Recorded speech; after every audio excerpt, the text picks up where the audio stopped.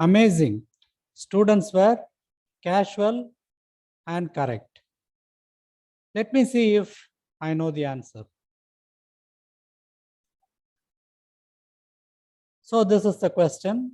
A 58-year-old male with cachexia and dyspnea was brought to the medical OP and the investigation showed the X-ray. The radiology professor made a diagnosis of bronchopneumonia, pulmonary metastasis, miliary tuberculosis, multiple infarcts. This is what we are seeing.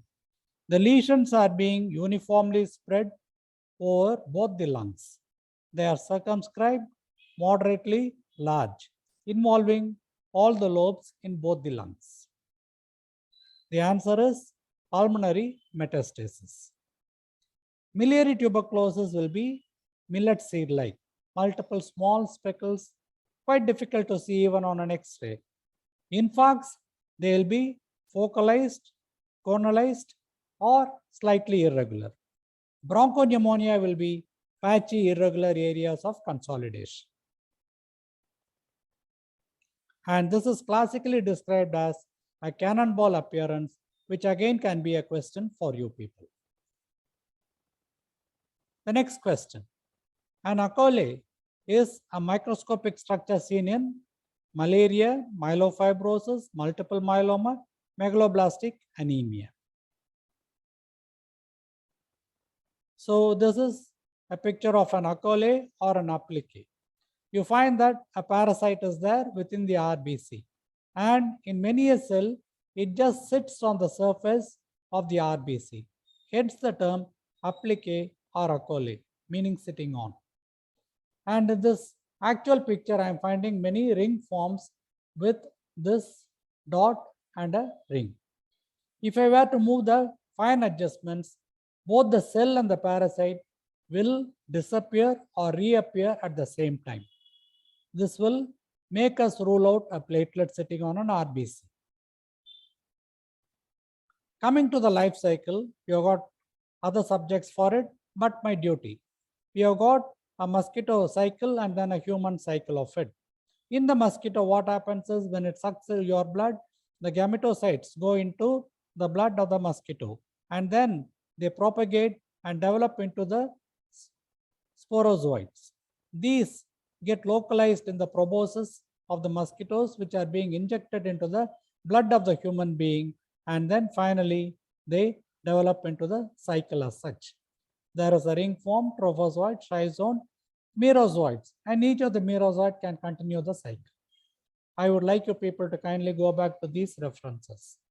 Chatterjee parasitology used to be my favorite reference. Target lesion is a term used in hematology, radiodiagnosis, forensic, oncology. It can be confused with these terms: target cells, target therapy, target lesion. So find out what those terms mean. The diagnosis here is radio diagnosis. A 52-year-old woman was brought to the casualty with an acute abdominal pain. The ultrasound revealed this picture. This was also an earlier question. In this case, I find that there is a loop of the intestine and then there is another loop that is inside it. It is classical of what we call an intersusception.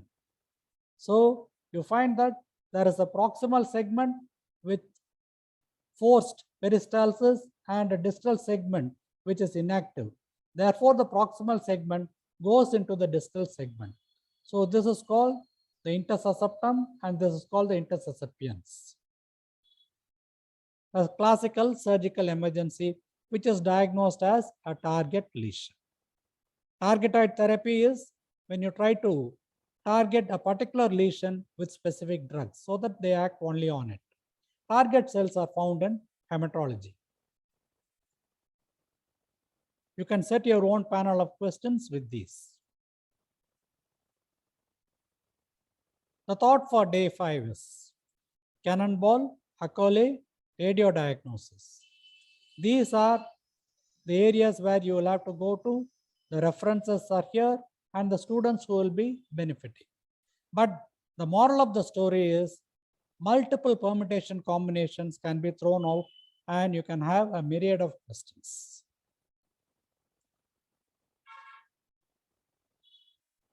As usual, the answers are followed by questions. When the why is clear, the how becomes easy. A beautiful quote from Shutterstock. Hats off to them. They are being recognized here. The question. A 48-year-old obese hypertensive male developed severe chest pain radiating to the epigastrium. He was admitted in the intensive care and a complete panel of investigations done. Which of the following would have been useful in clinching the diagnosis? In this case, the serum bilirubin was 1.1 milligrams per person, blood urea 28 milligrams per person, and serum alkaline phosphatase 38 units per liter. Troponin was 1 nanogram per ml. So which of these would have been useful? So this is one question. In spite of intensive treatment, the patient succumbed within 12 hours. A postmortem was done and this was useful in confirming the cause for death. Triphenyl tetrasodium chloride test, coagulative necrosis of the left ventricle, cardiac tamponade, left ventricular aneurysm. The next question is, a double-barreled appearance is a term in pathology used to denote a dissecting aneurysm, intersusception, volvulus, atherosclerosis with perforation. An 18-year-old boy was reported to the medicine OP with a history of low-grade fever. A complete hemogram was asked for. The pathologist gave a diagnosis of an acute leukemia because the leukocyte count was markedly increased, 98,000 per cubic millimeter. The blast percentage was 32%. Leukocytes showed a marked neutrophilic shift to left, and there were toxic granules in the neutrophils. We'll move on to question 24. A 36-year-old alcoholic with irregular dietary habit was brought to the casualty in a semi-conscious state. On examination, the surgeon on duty identified a board-like rigidity. An X-ray taken at the OP showed this picture. And the surgical diagnosis was perforated peptic ulcer, Hirschsprung's megacolon, blunt injury after endoscopy, Chilaiditi syndrome.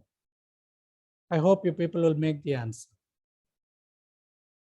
The first step to receiving an answer is being brave enough to ask a question. I have done that. I'm sure you people will be able to answer. See you in next session.